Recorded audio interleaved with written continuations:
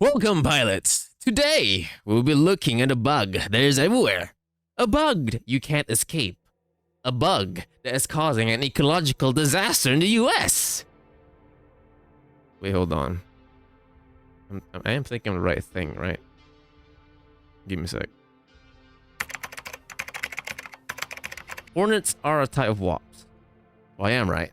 Today, you will be briefed about the most common mech in the Ionosphere, or just human space in general. The Wasps. Side note, I almost mixed the Stinger and Wasps together when I was doing the Stinger video. They're kind of the same. The Wasps holds the title of the first ever recon mech by the Terran hegemony. In the 2400s, the birth century of battle mechs, the Terran hegemony only really had assault mechs in their forces, using them for assaults while relying on conventional military assets like tanks to conduct recon and flanking. That was until they caught wind of the Lyrian Commonwealth's plan to develop a purpose-built battle mech made for these lighter operations. What came from this will later be known as the Commando. Not to be outdone by those pesky Steiners, the Terran hegemony sent out requirements for a mobile reconnaissance mech to anyone willing to take on the challenge. We know at least two companies took on the challenge. Earthworks Incorporated, which made the Stinger. Already made a video on that. Check it out here. And GM. Not this one, I think. Turns out they were bought by them later on, so it is the same one. General Mechanics by then had some experience with battle mech construction, as they were subcontracted to make some parts for the Mackie and Banshee. Wanting to expand their operations and profile, they decided to make their own mechs. Dr. Soren Lishi was in charge of the Wasps' development. The General Mechanics gave the doctor everything he needed to create this new mech.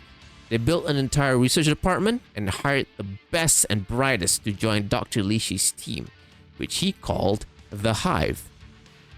The eggheads got to work quickly, and after a few weeks, they already were done with the base design. They soon began creating prototypes, with prototype model WSP-1X02 being the specific unit they chose to run and compete in the trials. General Mechanics went out swinging the prototype by having it jump over the Hegemony Armed Forces delegation and landing in front of them. That very dangerous gamble that could have ended in them flattening the entire HAF High Command worked, and they immediately chose the Wasps to be their main scout mech.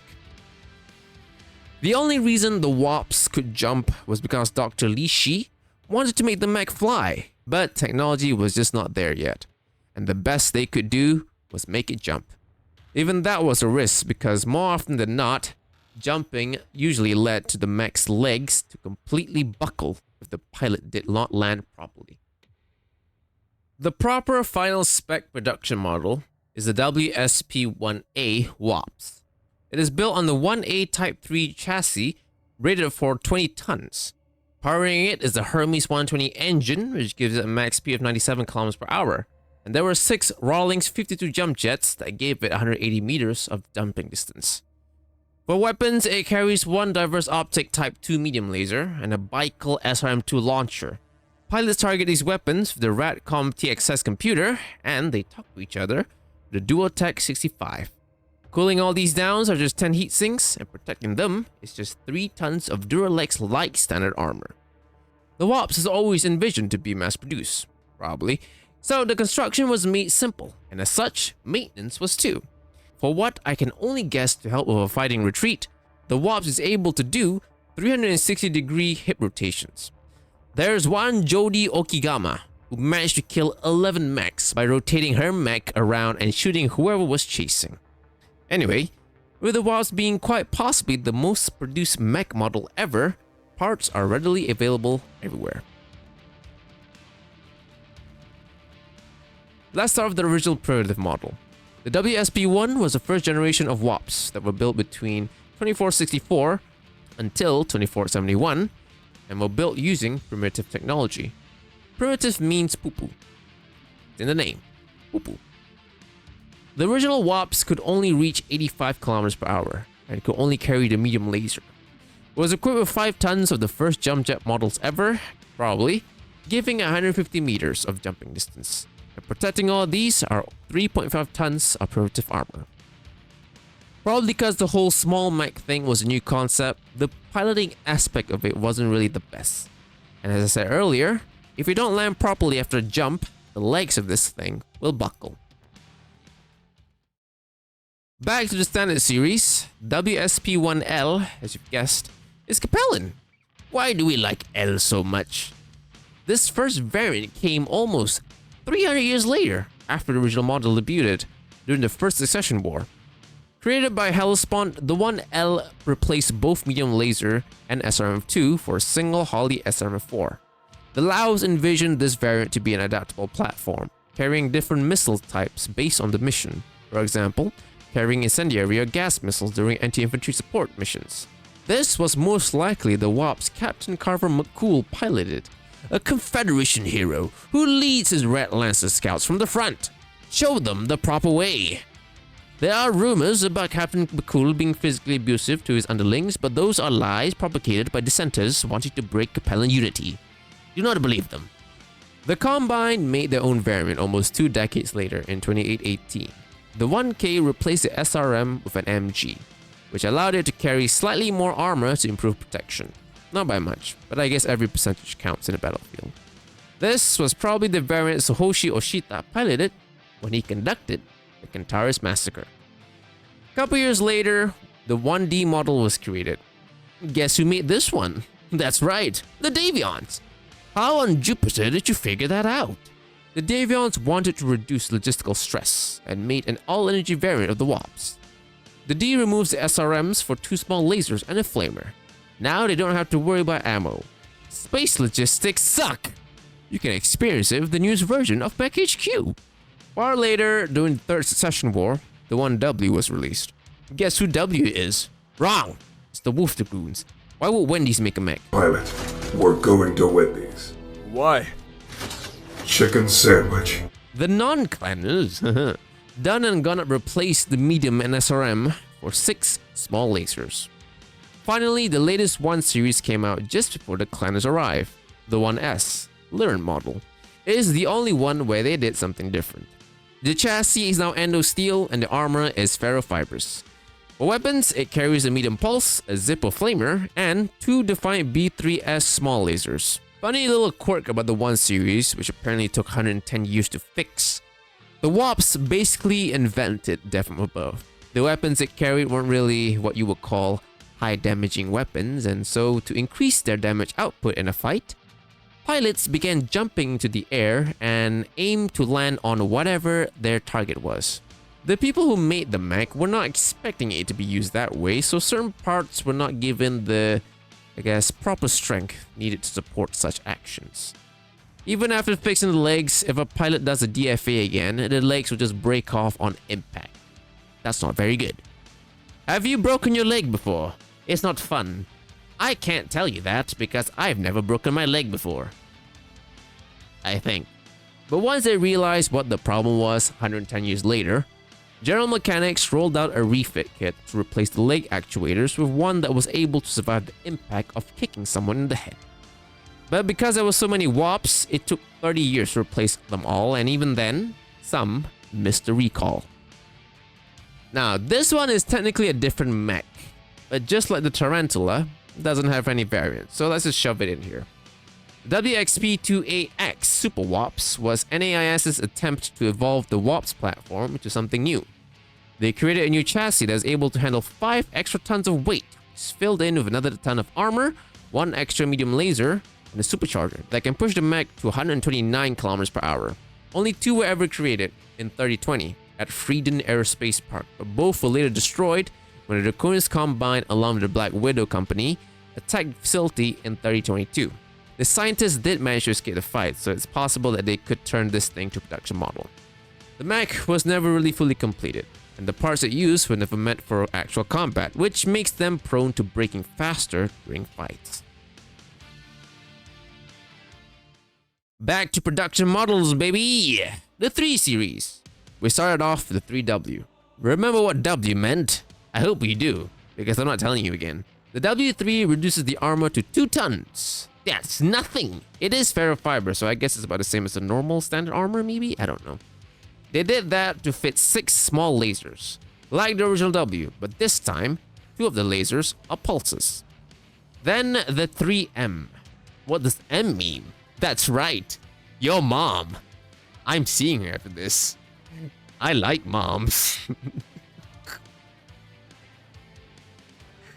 I need help. Anyway, Merrick made this in 3051 to leverage data from the Helm memory core. They gave it a new Arian chassis, 2nd generation Class 20 Endosteel chassis, and gave it the Jolasa 328 ferrofibers armor, but only at 2.5 tons. It carries an intact medium pulse laser and Arian Weapons Works Class 2 SRM with a missile stored in case. Other subsystems like the engine, targeting, and communications are swapped for locally manufactured ones. Next up, the 3L. You know what that means? Yes, it's a stealthy boy. The 3L was originally a Blake design, but the plan got stolen by yours truly, and the Laos reshaped it into what it is right now. It was given a new Hellspawn Type W Endosteel chassis and 4 tons of Hellspawn light stealth armor. Of course, for the armor to work, they needed an ACM. For weapons, it carries a Marion-made Death Blossom rocket 10 launcher, which apparently was a controversial move, and a diverse optics ER medium. In case of emergencies, they can fully pop off the head and fly away before the body explodes. Also, apparently, putting every jump jet into the main torso makes the construction cheaper. The 3L was mainly produced by the nations of the Trinity Alliance. The 3S is next, a Lyran design. They gave it a light engine, have a ton of armor, full head ejection, 2 ER mediums, a tag, and an ACM. Simple. They also gave the Davions a license to build their own 3Ss. The 3A, a periphery model, with Endosteel, an XL gyro, and engine, which did reduce the speed a bit to 86 km per hour. This was offset with improved jump jets that gave it 240 meters of jumping distance. Covering all that is 4 tons of standard armor, and for weapons, it only carries a single medium pulse. Now, usually periphery models are the cheaper ones and less capable ones, I say, but this one's pretty up there in price, at least. Oh yeah, it can also pop its head off.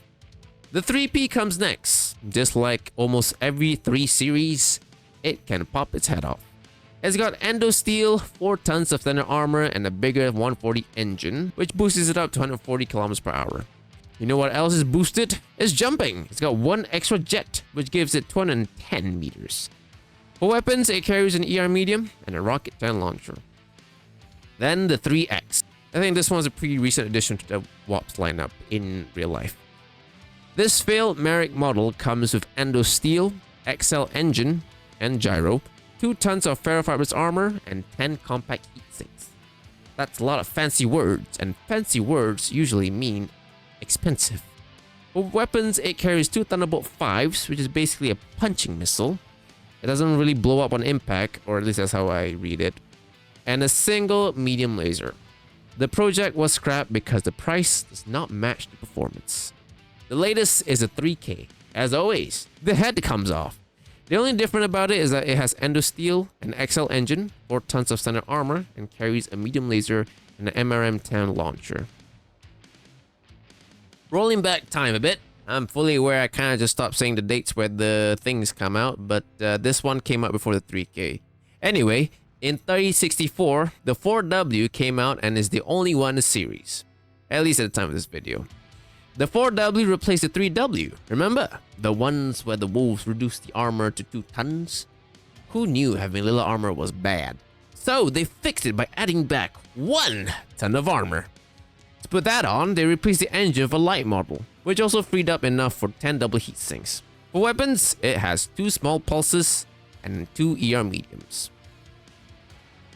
Then we fast forward a bit to about 3114, where the 5 series model made its debut, far later, after the 7th and 8th model were already a thing. This is the second newest WAPS model in real life, I think. It features an Arian chassis 4th generation Class 20 Endo composite chassis and is powered by a Hermes 160 XL engine, giving it 129 km per hour. It has 2 extra Rawlings 52 jump jets, giving it 240 meters of jumping distance, For weapons, it carries a Magna Mark 6 ER medium and a Holly Streak SRM2 pack, with missile stored in case 2. Covering all that is 3 tons of Jalasa 328 ferrofibers armor.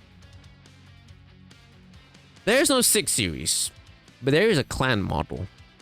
The latest WAPs in universe is the Sea by the Wolf Empire. This one is equipped with the ever-abundant Iron chassis 2nd generation class 20 Endo Innisphere chassis, but clan double heatsinks and clan ferrofibers armor. The weapons are also clan grade with an improved one-shot streak SRM2 and an ER large laser. Rolling back time to 3071, the boys and girls of the now former Trinity Alliance made another WAPS for their own use, the 7 MAF. This one sports a Hellespont Type W Endo Steel chassis, just like the 3L. It's got an XL 160 engine giving 129 km per hour and an XL gyro. The cockpit had to be shrunk to fit in 10 double heatsinks and 3 tons of Jalasa 328 standard armor, a diverse optics ER medium, and a Doombutt MML5. Unlike the 3L though, this one cannot pop its head off. And finally, we have the 8 series model, the YT. You would think T meant Taurus, but you'd be dead wrong. The Laos and Centrellas kicked the Calderons out of this one and made it for themselves, and whoever is willing to fork out the money, of course. The 8T is similar to the 7 MAF, except the gyro is standard sized. The engine, while still XL, is only 120 in size, and it has 0.5 tons of extra armor. For weapons, it carries a Series Arm Strike Light PPC and a Doombutt MML3 launcher. The WAPS is quite possibly the most produced mech ever. It's produced by every single great house nation and even some periphery states. Even the destruction from the successor wars were not able to put a dent in the numbers of WAPs that were operational. I don't think it's too far-fetched to think that every single mech warrior has piloted the WAPs in some capacity. And I will bet that the WAPs are the first battle mech piloted by most pilots. It's just that common to see everywhere. At one point in time, the Free Worlds League is set to produce more than half of all new WAPs. That was until they balkanized. Right now, my personal guess is that the Capellans produce the most. Well, at least they have like the most models. You know, they got the 1L, the 3L, the 7 MAF, and the 8T. I don't think it's too far-fetched to say that they are currently producing the most WAPs. In fact, a lot of their Light Shadow Lancers have 3Ls operating in them. While Dr. Lishi was long gone when it happened, the WAPs did end up flying as a lamb. The WAPs 100 series would later come in 2600s and serve the SLDF for a time. Later, the word of Blake will revive the mech, the WSB 110 model. The bug you can't escape. The bug that is everywhere. The bug that keeps on bugging. That right there was the WAPs. The Toyota of mechs, I guess. I don't know, man. They're everywhere. Toyota's everywhere, and I guess WAPs are everywhere too. They're everywhere. I don't think I ever used one like long term. Or, like seriously, and yeah, long term, I guess. I've used them before, but they're kind of like backup mechs and anything. Like, I've never really used them as like, okay, I'm gonna have a WAPs at all times. It's more like, oh, I need a mech. Oh, there's a WAPs. I'll buy it. Or I already have one in just sitting there in the hangar bay. I don't know, man. I don't really use them that much, but I'm probably gonna have to use them in a bit in my Mech HQ streams because we're broke there, baby. I guess you could say that the WAPs is not the face of this franchise, other than the Alice. At least you could say that in universe, because again, it's everywhere. I'm not sure. Would you call the WAPs as another face of the Battletech universe that can stand side by side with the Atlas? I would probably say so. But that is this week's briefing, pilots. Thanks for joining. The WAPs actually has a lot of pilots that, well, pilot this thing, but I don't have time to draw all of them, so I drew like 3. One of them wasn't even a pilot. One of them was just the guy who created it. But there was that one pilot. I forgot what his name was. Apparently, he owns a WAPs just because to make his, like, the group he's working for, to make it like legal for them to make them count as like a full lance. He has a WAPs just for the group he's working for to appear, as a full group. He doesn't pilot it. It's just there for show. I forgot his name. But yeah, he's actually their like financial, like he handles like the negotiations and finance and all that. But he doesn't pilot the Wasp. It's just there just to blow up the numbers. But anyway, that's me. Subscribe if you feel patriotic enough. If you've learned and you feel like you can take on the Earth, those goddamn Earth people. If you can take them on, you've seen the briefing and you're like, these guys are weak. We can fight them. Then please do join the fleet. Join the fleet by clicking the subscribe button. Yes. Or you can just leave a like if you're too scared to join the military, which is very, very, very understandable. Like it. And leave a comment as well, so they'll be more visible for other people that are a lot more braver than you are. You can join my personal graveyard, the Halls of Legends, the Fallen Pilots, the Discord channel. You can go there and be quiet, just like the rest of everybody. Now it's a lot more active now. Not as active as the numbers, but it's a lot more active now. People post stuff, people talk there, somewhat. I stream my my training sessions here, and also on Twitch. If you prefer Twitch, you can play noises there. Yes, and try to, I don't know, you can just play noises there. That's literally the only thing different between YouTube and Twitch. On Twitch, you can play noises. That's it. But that's that, pilots. Again, thanks for joining this briefing. Hope you've learned a lot. Hope you can improve your piloting with by applying what you've learned in this briefing in the coming fight, or in whatever fight you're gonna be fighting soon. Yes. Glory to the Jupiter colony. Hail to the Jupiter fleet. The heroes of the Jupiter fleet. Keep on fighting. But as you keep on fighting, please do take care of yourself, and remember, do not die.